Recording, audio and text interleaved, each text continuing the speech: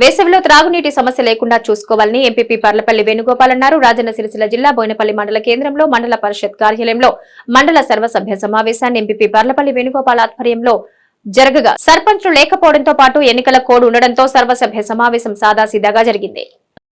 అధికారులు తమ తమ ప్రగతి నివేదికలు చదివి వినిపించారు. అనంతరం ఎంపీడీఓ జేసీల మాట్లాడుతూ త్రాగునీటి కొరత లేకుండా ప్రత్యేకంగా అధికారులు ఎప్పటికప్పుడు పర్యవేక్షిస్తూ చర్యలు తీసుకోవాలన్నారు. అలాగే వాటర్ ట్యాంకులను నెలకు 3 సార్లు శుభ్రం చేయాలని తెలిపారు. అనంతరం ఎంపీపీ పర్లపల్లి వేణుగోపాల్ మాట్లాడుతూ ప్రత్యేక అధికారులు ఎంపీటీసీల సహకారంతో గ్రామాల అభివృద్ధికి తోడ్పడాలని, ముఖ్యంగా వేసవికాలం కావడంతో గ్రామాల్లో త్రాగునీటి కొరత లేకుండా ముందే చూసుకోవాలన్నారు.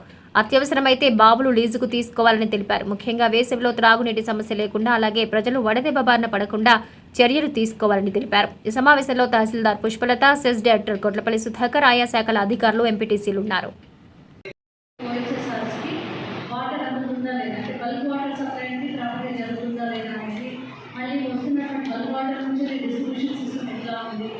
డిస్ట్రిబ్యూషన్ సిస్టమ్ లోపల మనము ప్రొటెక్టెడ్ వాటర్ స్కీమ్ కింద దాని క్లీనింగ్ కావచ్చు, క్లోరినేషన్ కావచ్చు, ఇవన్నీ కూడా ఎక్కడైనా మైనర్ రిపేర్స్ అంటే గేట్ వాల్స్ కావచ్చు, లేకపోతే పైప్ లైన్ లీకేజెస్ కావచ్చు, అంటే ఎలాంటి పొల్యూషన్కి లోన్ అవ్వకుండా మనం అన్నీ కూడా జాగ్రత్తలు తీసుకొని ప్రజా ఆరోగ్య రీత్యా మనము త్రాగునీటి వ్యవస్థను మన ఖచ్చితమైనటువంటి రీతిలో కూడా నిర్వహించాల్సిన బాధ్యత గతంలో సర్పంచుల వాడలు ఉండే.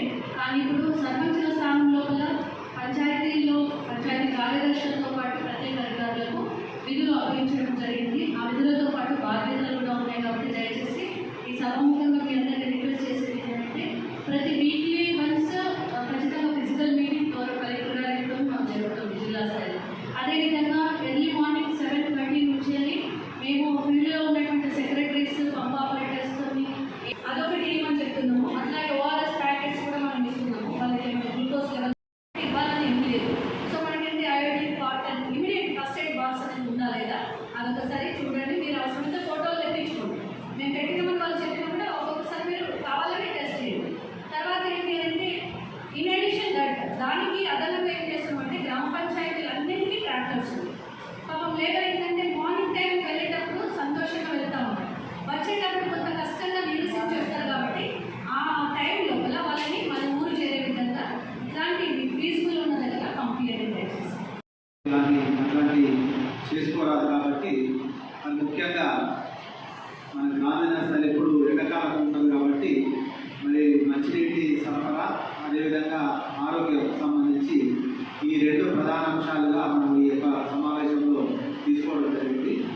మరి అదేవిధంగా ఎంపీడీఓ గారు కూలంకషంగా చెప్పారు. గ్రామీణ నీటి సరఫరా, అదేవిధంగా నీటిని ఏ విధంగా మనం సద్వినియోగం చేసుకోవాలి, ఏ విధంగా ప్రక్రియలు చేసుకోవాలి.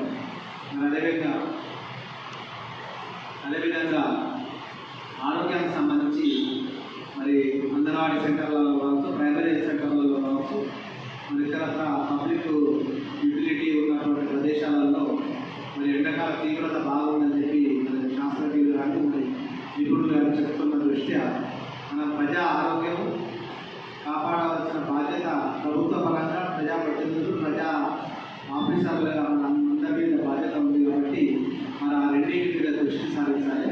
మరి వాటికి సంబంధించి ఎంపీడీఓ గారు చెప్పిన ప్రకారం ప్లాన్ 1, ప్లాన్ 2, ప్లాన్ 3 అంటే మన గతంలో ప్లాన్ 3 అప్లై చేసినటువంటి కోయిలపల్లి సర్పంచ్ వేరే ప్రైవేట్ బిల్లు నుంచి వాటర్ సప్లై చేస్తే ఆ బిల్లు ఇంతవరకు కూడా రాలేదు కదా. 5 సంవత్సరాల నుంచి నేను వైసీపీ ఉన్నప్పటికీ సందర్భాలలో గౌరవ సర్పంచులు కానీ, గౌరవ ఎంపీటీసీ కానీ సొంత జేబులు పెట్టుకోవాల్సిన ఆవశ్యకత వచ్చింది. దానికి సంబంధించి మీరు ప్రభుత్వ పరంగా ఏదైనా హామీ ఇస్తే అట్లాంటి ప్లాన్ ఇంప్లిమెంట్ చేయడానికి వాళ్ళు సిద్ధం. అదేవిధంగా స్పెషల్ ఆఫీసర్స్ ముఖ్యంగా మీరు ఇప్పుడు ఉన్న ఎంపీటీ అంటే ప్రభుత్వ పరంగా ఇప్పుడు ఎంపీటీసీ వ్యవస్థ మీరు ఇద్దరే ఉన్నారు కాబట్టి మీరు కోఆర్డినేట్ చేసుకొని ఈ మంచినీటి ఎక్కడికి రాకుండా చూసుకోవాలి. అదేవిధంగా డిహైడ్రేషన్ పిల్లలకు కానీ, వృద్ధులకు కానీ, మహిళలకు కానీ మరి ఎక్కడ బారిన పడకుండా వారిని కూడా కాపాడుకోవాల్సిన అవసరం ఉంది. అదేవిధంగా ఇప్పుడు స్పెషల్ నరేగా స్కీమ్ కింద కూడా స్పెషల్ ప్రోగ్రామ్ వచ్చిందని చెప్పి చెప్పారు. మరి వాటి మీద కానీ మరి రాబోయే ఎలక్షన్స్ తర్వాత మళ్ళీ స్కూల్స్కి సంబంధించి రీఓపెనింగ్కి సంబంధించి స్కూల్ విద్యాశాఖ కానీ మరి అన్ని శాఖలు సమన్వయంతో మీ శాఖలకు సంబంధించి మీరే సుప్రీం కాబట్టి మీరే ప్రజలకు అన్ని రకాల మౌలిక సదుపాయాలు కల్పించే బాధ్యత ఉంటుంది కాబట్టి మరి ఆ దిశగా మీరు ముందడుగు వేసి మరి మండలాన్ని ప్రగతి పథంలో తీసుకెళ్ళాలి.